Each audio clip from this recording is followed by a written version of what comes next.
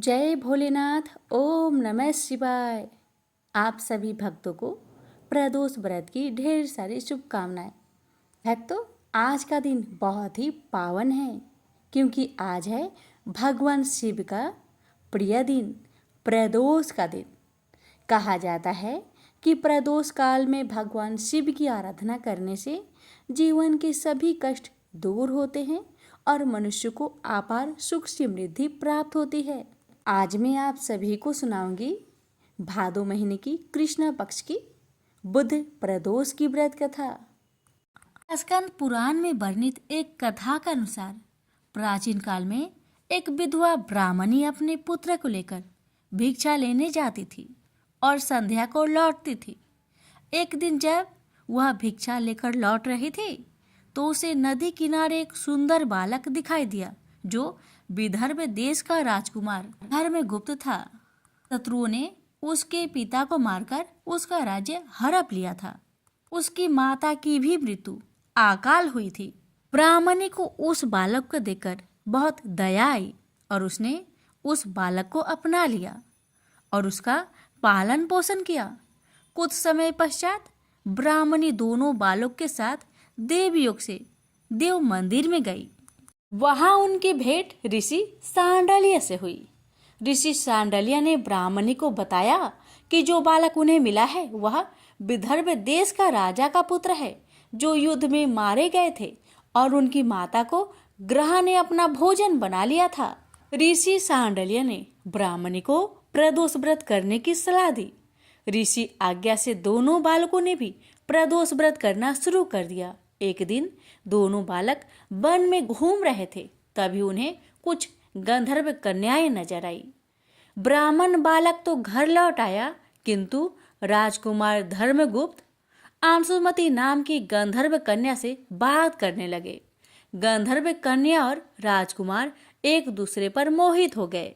कन्या ने विवाह हेतु राजकुमार को अपने पिता से मिलवाने के लिए बुलवाया। दूसरे दिन जब वह पुनः गंधर्व कन्या से मिलने आया तो गंधर्व कन्या के पिता ने बताया कि वह विदर्भ देश का राजकुमार है। भगवान शिव की आज्ञा से गंधर्व राज ने अपनी पुत्री का विवाह राजकुमार धर्मगुप्त से करवाया।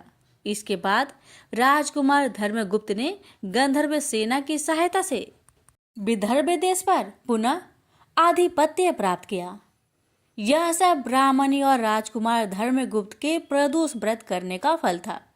स्कंद पुराण के अनुसार जो भक्त प्रदोष व्रत के दिन शिव पूजा के बाद एकाग्र होकर प्रदोष व्रत कथा सुनता या पढ़ता है उसे 100 जन्मों तक कभी दरिद्रता नहीं होती।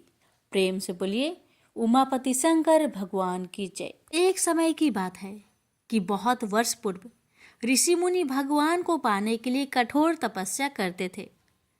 यह तपस्या कैसी रहती थी? एक पांव पर खड़े होकर नमस्कार की मुद्रा में भगवान का नाम जप करना, पानी में नमस्कार की मुद्रा में खड़े रहकर अखंड भगवान का नाम जप करना, हिमालय जैसे पर्वत पर जाकर अत्यंत ठंड में एक ही जगह अनेक वर्ष तक बैठकर नाम जप करना, इस प्रकार तपस्या की जाती थी। तपस्या के समय न कुछ खाया जाता था न ही पिया जाता था। इसी प्रकार कठोर तपस्या करने के बाद भगवान भक्त पर प्रसन्न होकर उन्हें आशीर्वाद देते थे। इसी प्रकार भगवान शंकर को पति रूप में पाने के लिए माता पार्वती कठोर तपस्या कर रही थी। तपस्या के समय वह भगवान के चिंतन में ध्यान मग्न बैठी थी। उनकी तपस्या पूर्ण होने ही वाली थी कि उसी समय उन्हें एक बालक के डूबने की चीख सुनाई दी। माता तुरंत उठकर वहां पहुंची। उन्होंने देखा एक मगरमच्छ बालक को पानी के अंदर खींच रहा है। वह बालक अपने प्राण बचाने के लिए बहुत प्रयास कर रहा था तथा मगरमच्छ उसे खाने का प्रयास कर रहा था। अंततः करुणामयी माता पार्वती को बालक पर दया आई। माता ने मगरमच्छ से निवेदन करते हुए कहा, बालक को छोड़ दो, इसे आहार न बनाओ। उस पर मगरमच्छ बोला, माता यह मेरा आहार है। मुझे हर छठे दिन भूख मिटाने के लिए जो पहले मिलता है वह मेरा आहार होता है। मेरा आहार ब्रह्मा ने निश्चित किया है। माता पार्वती ने फिर कहा, आप इसे छोड़ दो, मैं इसके बदले अपनी तपस्या का फल आपको दूंगी। पार्वती माता ने बालक के प्राणों की रक्षा के लिए अपनी कठोर तपस्या का फल दांव पर लगाया। मगरमच्छ ने भी उसे स्वीकार किया। पार्वती माता ने उसी समय संकल्प किया और अपनी पूरी तपस्या का फल उस मगरमच्छ को दे दिया। मगरमच्छ को माता के तपस्या का फल प्राप्त होने के कारण वह सूर्य के जैसे चमक उठा।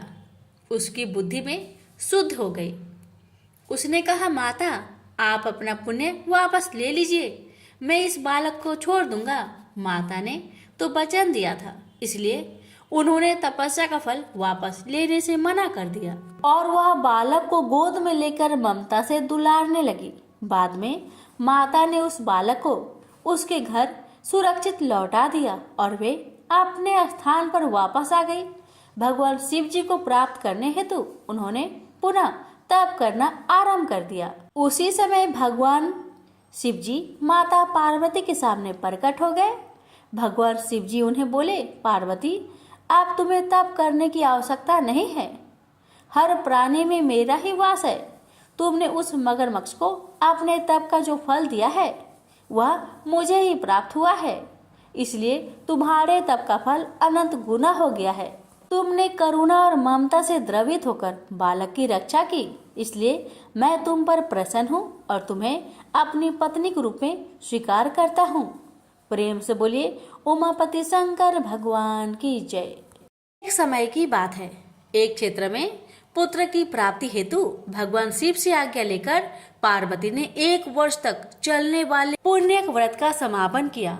व्रत की समाप्ति पर पुरोहित सनत कुमार ने देवी पार्वती से कहा, सुब्रते मुझे दक्षिणा चाहिए। पार्वती ने मुंह मांगी दक्षिणा देने का वचन दिया। फिर क्या था, पुरोहित बने सनत कुमार ने अस्वाभाविक दक्षिणा की याचना की। देवी इस व्रत में दक्षिणा स्वरूप मुझे अपने पति को दीजिए। यह सुनते ही देवी पार्वती पर जैसे वज्रपात हुआ। वो व्याकुल होकर विलाप करती हुई मूर्छित हो गई। पार्वती को मूर्छित देखकर ब्रह्मा, विष्णु और मुनियों को हंसी आ गई। उन्होंने पार्वती को समझाने के लिए भगवान शिव को भेजा। पार्वती की मूर्छा टूटने पर शिव ने उन्हें समझाया, हे देवी, देव कार्य, पितृ कार्य या नित्य नैमित्तिक जो भी कार्य दक्षिणा से रहित होता है निष्फल हो जाता है। उस कर्म से दाता कालसूत्र नामक नगर में गिरता है। इसके बाद वह दीन होकर शत्रुओं से पीड़ित होता है। ब्राह्मण को संकल्प की हुई दक्षिणा उस समय न देने से वह बढ़कर कई गुना हो जाती है। भगवान विष्णु और ब्रह्मा ने पार्वती से धर्म रक्षा के लिए अनुरोध किया। धर्म ने भी समझाया, देवताओं ने भी कहा, मुनियों ने भी दक्षिणा देने की प्रेरणा दी, फिर भी पार्वती चुप रही। तब सनत कुमार ने कहा, हे शिवे, या तो आप मुझे दक्षिणा में अपने पति को प्रदान कीजिए या अपने दीर्घकालीन कठोर तप का फल भी त्याग दीजिए। इस महान कर्म की दक्षिणा न मिलने पर मैं इस दुर्लभ कठोर व्रत का फल ही नहीं, आपके समस्त कर्मों का फल भी प्राप्त कर लूंगा। उद्गन होकर पार्वती ने कहा, पति से वंचित हो जाने वाले कर्म से क्या लाभ? दक्षिणा देने तथा धर्म और पुत्र की प्राप्ति से मेरा क्या हित होगा? पृथ्वी देवी की उपेक्षा कर वृक्ष की पूजा करने से क्या प्राप्त हो सकेगा? साध्वी स्त्रियों के लिए पति 100 पुत्र के समान होता है। ऐसी स्थिति में यदि व्रत में अपने पति को ही दक्षिणा दे दी जाए तो पुत्र से क्या लाभ? यह सत्य है कि पुत्र पति का ही अंश होता है, लेकिन उसका एकमात्र मूल तो पति ही होता है। मूल धन के नष्ट होने पर समस्त व्यापार ही विनष्ट हो जाता है। उसी समय आकाश में देवताओं और ऋषियों ने एक रत्न निर्मित रथ देखा जो पार्षदों से घिरा हुआ था। उस रथ से श्री नारायण उतरकर देवताओं के सम्मुख उपस्थित हुए। उन श्री नारायण को ब्रह्मा, विष्णु और शिव ने रत्न सिंहासन पर बैठाकर उन्हें प्रणाम किया और हाथ जोड़कर गदगद कंठ से स्तुति की। वहां का सारा वृत्तांत जानकर श्री नारायण ने कहा, शिव प्रिया पार्वती का यह व्रत लोक शिक्षा के लिए है, अपने लिए नहीं, क्योंकि ये तो स्वयं समस्त व्रतों एवं तपस्याओं का फल प्रदान करने वाली है। इनकी माया से ही चराचर जगत मोहित है। फिर उन्होंने पार्वती को संबोधित कर कहा, हे शिवे, इस समय तुम महादेव जी को दक्षिणा में देकर अपना व्रत पूर्ण कर लो। फिर समुचित मूल्य देकर अपने जीवन धन को वापस ले आना। गौओं की भांति शिव भी विष्णु के शरीर में ही है, अतः तुम ब्राह्मण और गौ मूल्य प्रदान कर अपने पति को लौटा लेना। यह कहकर वे अंतर ध्यान हो गए। तब पार्वती प्रसन्न मन से अपने प्राण सर्वस्व को दक्षिणा में देने के लिए तैयार हो गई। उन्होंने हवन की पूर्ण आहुति की और अपने जीवननाथ शिव को दक्षिणा रूप में दे दिया। इसके बाद उन्होंने पुरोहित सनत कुमार से निवेदन किया, हे ब्रिब्बर, गौ का मूल्य मेरे पति के बराबर है। मैं आपको अत्यंत सुंदर 1,00,000 गौ प्रदान करूंगी। इसके बदले में आप मेरे जीवन सर्वस्व को लौटा दीजिए। प्राणनाथ के मिल जाने पर मैं पुनः ब्राह्मणों को विपुल दक्षिणाएं प्रदान करूंगी। तब सनत कुमार ने पार्वती से कहा, हे देवी, मैं ब्राह्मण हूँ, मैं 1,00,000 गौ लेकर क्या करूंगा? इस दुर्लभ रत्न के सामने 1,00,000 गौ की क्या तुलना है? मैं इन्हें साथ लेकर त्रिलोक में भ्रमण करूंगा। उस समय समस्त बालक उन्हें देखकर प्रसन्नता पूर्वक ताली बजा बजाकर अट्ठास करेंगे। कहने के साथ ही सनत कुमार ने भगवान शिव को अपने पास बैठा लिया। यह सुनकर पार्वती जलहीन मछली की भांति छटपटाने लगी। उन्होंने मन ही मन सोचा, कैसा दुर्भाग्य है मेरा कि मुझे ना तो अभिष्ट देव का दर्शन ही हुआ और ना ही व्रत का फल प्राप्त हो सका। आधीर होकर वे अपने प्राण त्यागने के लिए प्रस्तुत हो गई। अकस्मात उसी समय आकाश में तेज समूह प्रकट हुआ। उस तेज समूह को देखकर पार्वती ने उससे अपने ऊपर दया करने को कहा और उस महान तेजो राशि के मध्य विश्व मोहन श्री कृष्ण स्वरूप का दर्शन किया। ऐसे भुवन मोहन अनूप रूप को देखकर भगवती पार्वती उसी के सदृश पुत्र की कामना करने लगी और उसी क्षण उन्हें वह वर भी प्राप्त हो गया। तदंतर वह तेज वही तिरोहत हो गया। तब देवताओं ने ब्रह्मा पुत्र सनत कुमार को समझाया। सनत कुमार ने दिगंबर शिव को उनकी प्राणेश्वरी पार्वती को लौटा दिया। तो प्रेम से बोलिए उमापति शंकर भगवान की जय। एक समय की बात है, त्रिपुरारी भुजंगधारी श्री काशीपति महादेव जी जगन माता पार्वती के साथ प्रसन्न रूप में विराजमान थे। जग माता ने उनसे अनुरोध किया, भगवान कोई कथा कहिए। इस पर भगवान भूत भावन किंचित मुस्कुराए और बोले, हे पार्वती सुनो, पूर्व समय में कुसमांड नामक एक ऋषि का पुत्र मंडप नाम से विख्यात था। बाल्य काल में ही कुसंगति के कारण पाप कर्म में लीन हो गया था। अतः उसकी निंदित कथाओं को सुनकर उसके पिता, माता, भाई आदि सभी संबंधियों ने उसको अपने से अलग कर दिया। वह पूर्व जन्म के कर्मों के कारण किसी का कहना नहीं मान रहा था। उसकी आदतें यहाँ तक कि खराब हो गई कि वह साधु, महात्मा, सत्पुरुषों एवं देवी देवताओं तक की निंदा करने लगा। युवा होने पर वह दूसरी स्त्रियों के प्रेम में फंस गया।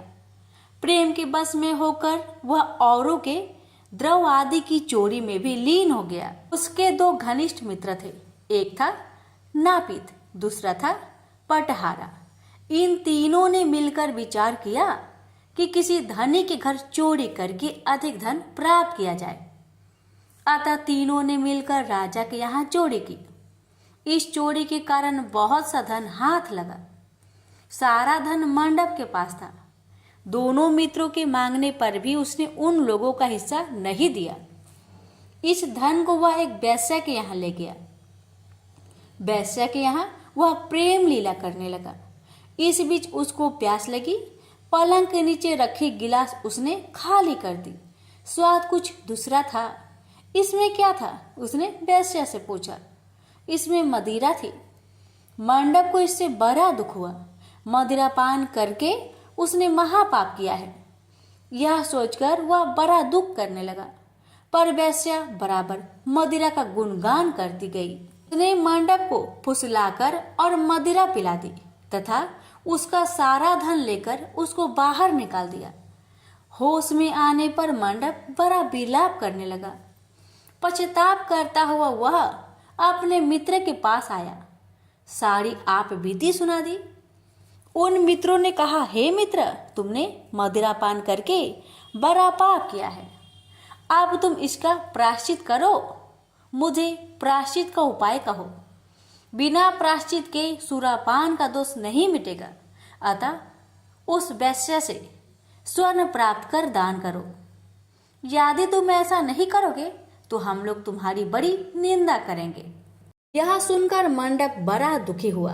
वह वेश्या के पास आया और वेश्या से अपना सारा दुखड़ा सुनाया। उसने वेश्या से स्वर्ण की मांग की। इस पर वेश्या बड़ी बिगड़ी और बोली, तुमने जो धन दिया है अब उसकी मांग मत करो। वेश्याएं कभी मिला हुआ धन वापस नहीं करती। क्या तुमको इस साधारण नियम का ज्ञान नहीं है? इस पर मंडप गिड़गिड़ाने लगा, पर वेश्या का हृदय पर इसका जरा भी असर न हुआ। उसने अन्य वेश्याओं को बुला लिया। सब मिलकर उसकी भर्त्सना करने लगी। कई ने तो उसको धमकी भी दे दी, हे पार्वती। इस प्रकार मंडप बहुत अपमानित होकर वहां से निकाल दिया गया। मंडप विलाप करता हुआ अपने पिता के घर की ओर चला। उसके दोनों मित्र पीछे लग गए। जब मंडप पिता के सामने आया तो दोनों मित्रों ने उसका हाथ पकड़ लिया। बोले, मंडप, हम लोगों ने मिलकर राजा के यहाँ चोरी की है, पर तुमने हम लोगों का अंश नहीं दिया है। तुम हम लोगों का अंश दो। यह बात सुनकर कुष्मांड मुनि बहुत दुखी हुए और बोले, इस अधम से तुम लोगों की मैत्री कैसे हो गई?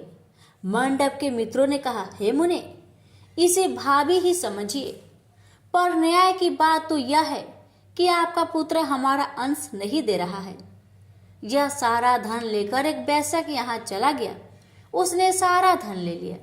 वह वेश्या वाद विवाद में बड़ी चतुर है। वह धन वापस नहीं करेगी। अतः आप हमारा धन दिलवाइए, अन्यथा हम राज दरबार में गुहार करेंगे। इस पर कुष्मांड मुनि ने अपने पुत्र का हाथ पकड़ लिया। मुनि ने कहा, चलो मैं स्वयं राजा के पास चलता हूँ।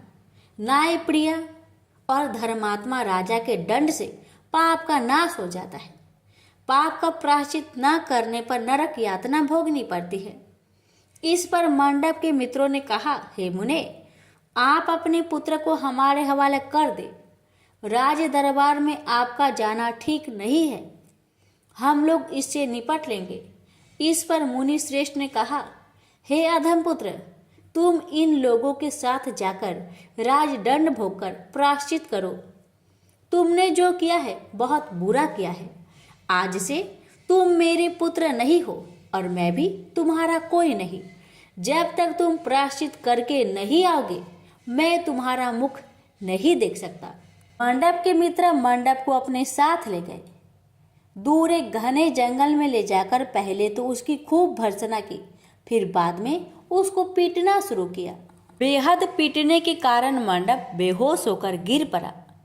उसके मित्रों ने समझा कि वह मर गया, अतः उसको मरा हुआ जानकर उसके मित्रगण उसे वहीं छोड़कर चले गए।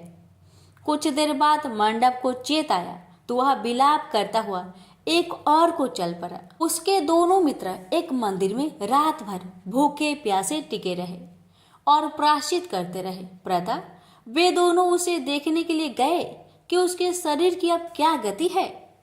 वहां मंडप को न पा उन दोनों को बड़ा आश्चर्य हुआ।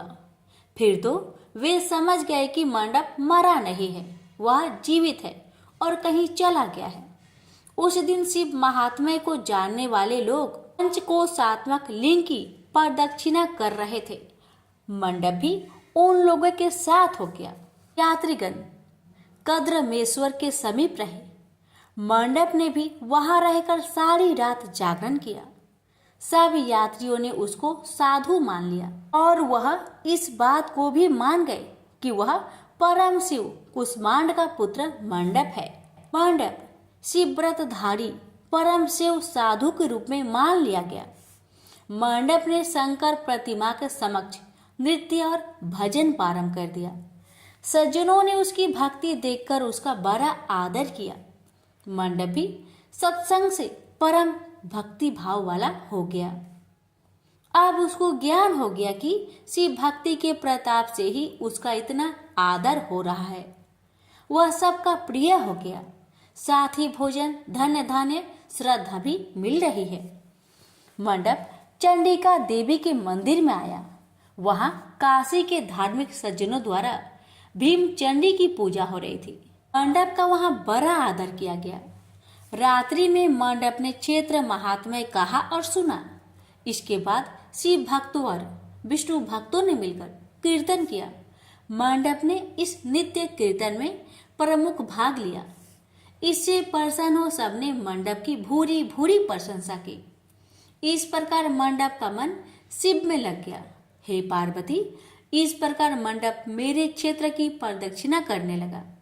ब्रह्म हत्या, सुरापान और चौड़े कर्म आदि पापों से छुटकारा पाने के लिए मेरी स्तुति करने लगा। इस प्रकार की आराधना से वह सारे पापों से मुक्त हो गया। देहली विनायक में आकर मंडप जीवा की लोलुपता से मुक्त होकर केवल शिव शिव का उच्चारण करने लगा। उसकी साधना और भक्ति भाव को देखकर सर्वत्र उसका बड़ा आदर और मान सम्मान होने लगा।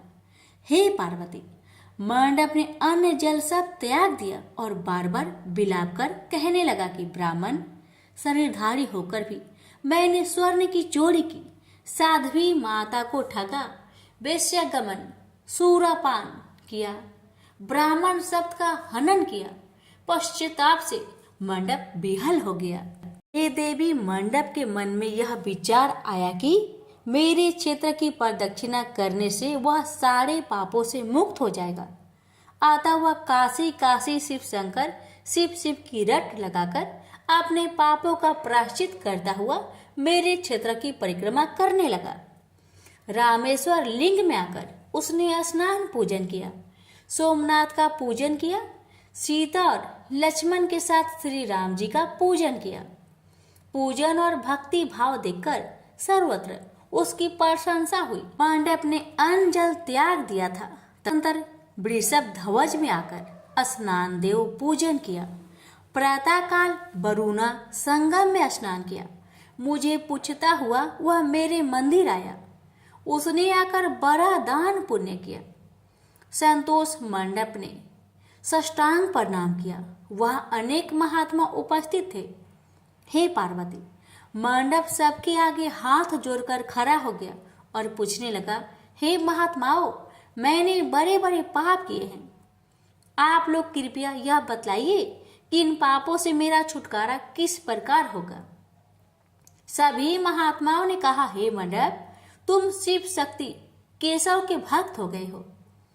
पंचक्रोशमात्मक लिंग प्रदक्षिणा से और शिव कीर्तन से तुम्हारे सारे पाप नष्ट हो गए हैं। इस प्रकार सुन मंडप ने कहा, हे सदस्य गणों, पिताजी ने तो मुझको घर से निकाल दिया है। अब मैं अपने घर कैसे जाऊं और हे मुनि श्रेष्ठों, पिता को कैसे अपना मुख दिखलाऊं। इस पर सबने कहा, अब तुम्हारे सारे पापों का प्रायश्चित हो गया है, तुम सहर्ष घर जा सकते हो। हे पार्वती, इस प्रकार मंडप अपने पिता के घर के सामने आया और शिव शिव शंभो शंभो महादेव महादेव का उच्चारण करने लगा। स्वर सुनकर कुष्मांड मुनि ने अपनी पत्नी से कहा, हे प्रिय, देखो तो कौन द्वार पर शिव का उच्चारण करता हुआ हमें परम सुख दे रहा है।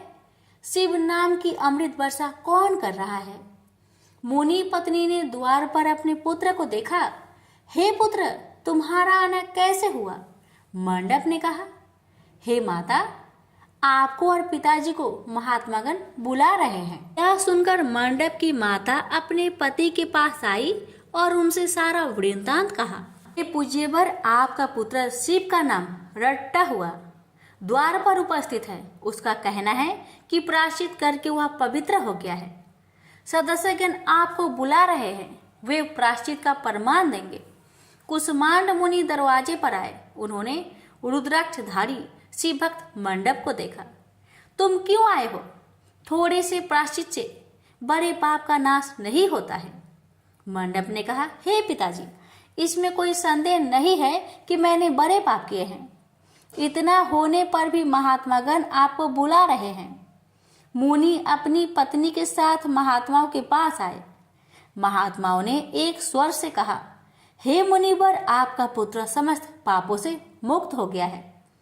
कुसुमांड ऋषि ने पूछा, हे मुनि श्रेष्ठो, किस आधार पर आपकी दृष्टि में मेरा पुत्र पाप मुक्त हो गया है? इसने तो बड़े बड़े पाप किए हैं। महात्माओं ने कहा, हे मुनि, इस मुक्ति मंडप के स्वामी श्री भगवान विष्णु है, वही इसका उत्तर देंगे। महात्माओं ने विष्णु भगवान की स्तुति की। इस पर आकाशवाणी हुई, हे स्तुति करने वाले महात्माओं, यह महापापी मंडप जो कुसुमांड मुनि का पुत्र है, अब अपने पापों से मुक्त हो शुद्ध हो गया है। यह साधु संतों के साथ शिव शंकर के क्षेत्र की परिक्रमा कर चुका है। अब कुसुमांड मुनि इसे ग्रहण कर सकते हैं। इस प्रकार हे पार्वती, मंडप को कुसुमांड मुनि आदर पूर्वक अपने घर ले गए। इस कथा को सुनकर माता पार्वती परम प्रसन्न हुई। बोली, प्रभु, आपने यह महत्वपूर्ण कथा कही, इससे कलयुग में प्राणियों का बड़ा भला होगा। कृपा कर इस पर कुछ और प्रकाश डाले। इस पर शिवजी बोले, हे पार्वती, अब तुम भैरव जी की कथा सुनो। इस पर भैरव जी प्रकट हुए और बोले, त्रेता युग में समदर्शी सांडल्य नाम का एक ब्राह्मण था। वह महापंडित था। उसकी पुत्री का नाम विशालाक्षी था। वह अति सुंदरी थी। बाल्यकाल में ही उसके पिता ने उसका विवाह कर दिया। विवाह के बाद भी वह अपने पिता के घर पर रहती थी। वह युवा हो गई। युवा अवस्था होने पर भी उसका पति न आया, अतः सांडिल्य ब्राह्मण की कन्या पाप रहता हो गई। इस कन्या ने काशी में बड़े पाप किए। सुंदरी होने के कारण दूर दूर के युवक उसके पास आने लगे। एक समय की बात है, बड़े बड़े पापों को नष्ट करने वाली पंचक्रोशी यात्रा के मार्गियों देखकर वह विचारने लगी कि इस लोगों को पाप रट किया जाए। उस रात यात्रीगण दुर्गा कुंड पर रुके थे। विशालाक्षी धन के लोभ से वहां गई। वहां भजन कीर्तन कर स्वयं रचाया। यात्री उसका भक्ति भाव देखकर प्रसन्न हुए और उसे वैष्णवी समझ बड़ा दान पुण्य किए।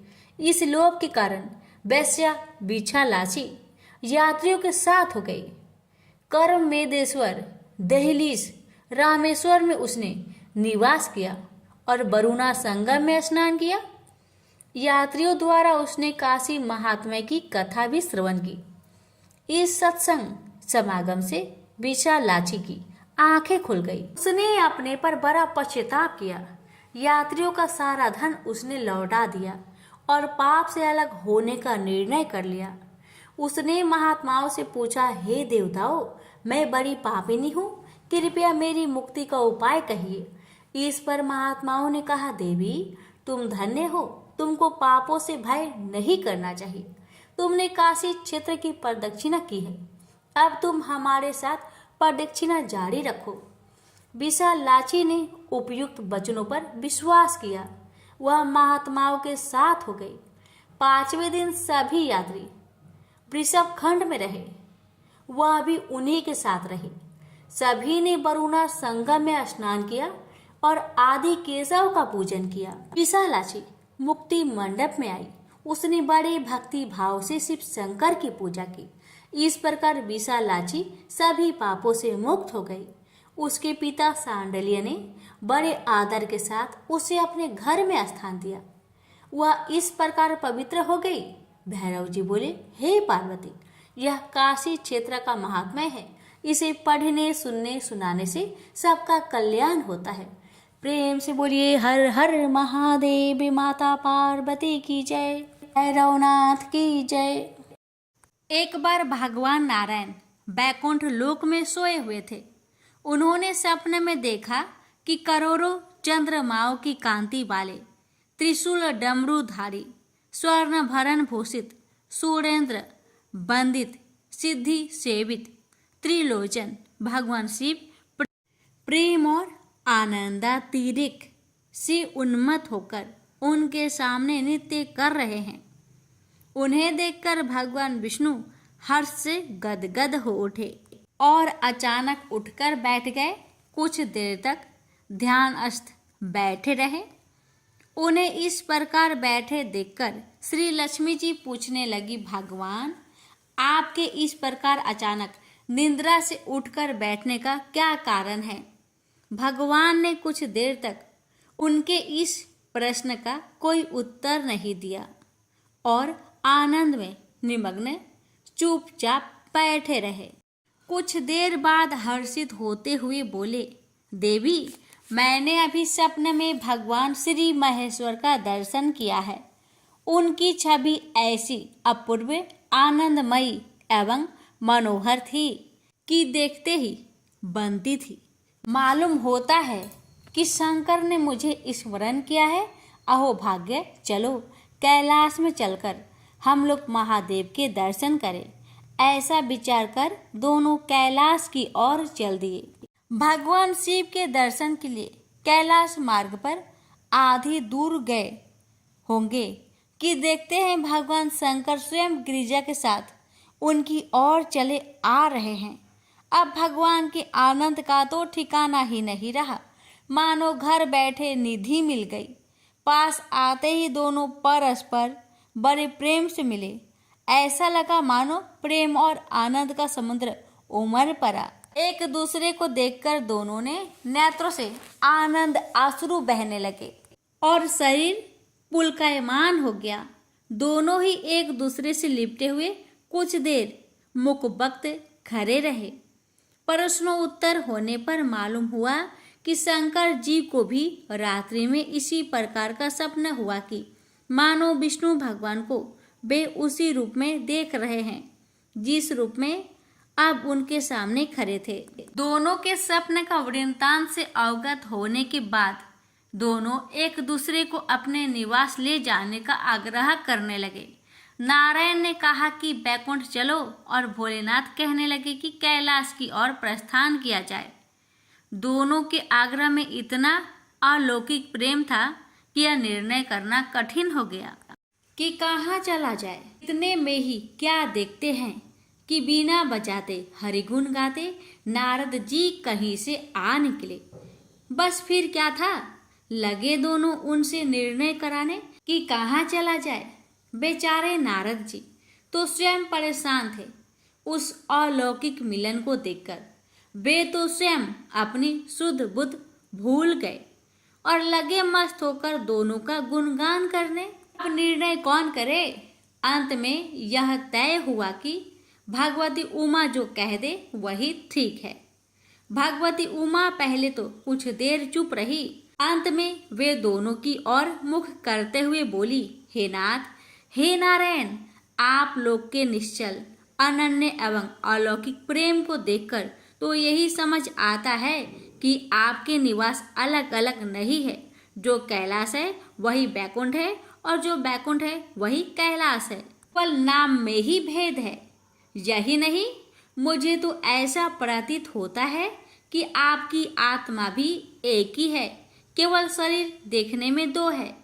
और तो और मुझे तो स्पष्ट लग रहा है कि आपकी भार्याएं भी एक ही हैं। जो मैं हूँ वही लक्ष्मी है और जो लक्ष्मी है वही मैं हूँ। केवल इतना ही नहीं, मेरी तो अब यह दृढ़ धारणा हो गई है कि आप लोगों में से एक के प्रति जो देश करता है वह मानो दूसरे के प्रति ही करता है। एक की जो पूजा करता है वह मानो दूसरे की भी पूजा करता है। मैं तो तय समझती हूँ कि आप दोनों में जो भेद मानता है उसका चिरकाल तक घोर पतन होता है। मैं देखती हूँ कि आप मुझे इस प्रसंग में अपना मध्य स्थल बनाकर मानो मेरी प्रवचना कर रहे हैं, मुझे असमंजस में डाल रहे हैं, मुझे भुला रहे हैं। अब मेरी यह प्रार्थना है कि आप लोग दोनों ही अपने अपने लोक को पधारिए। श्री विष्णु यह समझे कि हम शिव रूप में बैकुंठ जा रहे हैं और महेश्वर यह माने कि हम विष्णु रूप में कैलाश गमन कर रहे हैं। इस उत्तर को सुनकर दोनों परम प्रसन्न हुए और भगवती उमा की प्रशंसा करते हुए दोनों ने एक दूसरे को प्रणाम किया और अत्यंत हर्षित होकर अपने अपने लोक को प्रस्थान किया। लौटकर जब श्री विष्णु बैकुंठ पहुँचे तो श्री लक्ष्मी जी ने उनसे प्रश्न किया, हे प्रभु, आपको सबसे अधिक प्रिय कौन है? भगवान बोले, प्रिय, मेरी प्रियतम केवल श्री शंकर है। देहधारियों को अपने देह की भांति वे मुझे अकारण ही प्रिय है। एक बार मैं और श्री शंकर दोनों पृथ्वी पर घूमने निकले। मैं अपने प्रियतम की खोज में इस आशय से निकला कि मेरी ही तरह जो अपने प्रियतम की खोज में देश देशांतर में भटक रहा होगा, वही मुझे अकारण प्रिय होगा। थोड़ी देर के बाद मेरी श्री शंकर जी से भेंट हो गई। वास्तव में मैं ही जनार्दन हूँ और मैं ही महादेव हूँ। अलग अलग दो घरों में रखे हुए जल की भांति मुझ में और उनमें कोई अंतर नहीं है। शंकर जी के अतिरिक्त शिव की चर्चा करने वाला शिव भक्त भी मुझे अत्यंत प्रिय है। इसके विपरीत जो शिव की पूजा नहीं करते वे मुझे कदापि प्रिय नहीं हो सकते। इस तरह जो शिव की पूजा करता है वह बैकुंठवासी विष्णु को भी स्वीकार है और जो श्री विष्णु की वंदना करता है वह त्रिपुरारी को भी मान लेता है। प्रेम से बोलिए हर हर महादेव। माता पार्वती की जय। लक्ष्मीपति विष्णु भगवान की जय।